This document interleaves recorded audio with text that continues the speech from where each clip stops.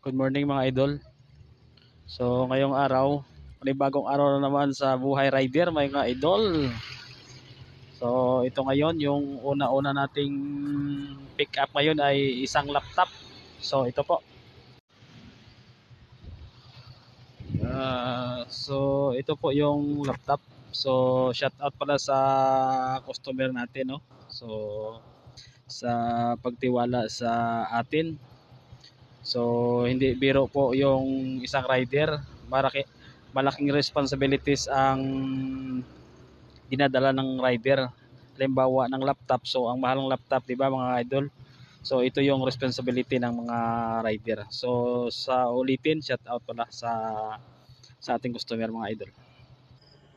So dito na tayo mga idol. So dito na tayo magde-deliver ng laptop. So diyan, no, sa open na building sa ginagawa. So sa loob niyan ay ano yan, hotel. So nag-extend sila ng hotel. Ayan po.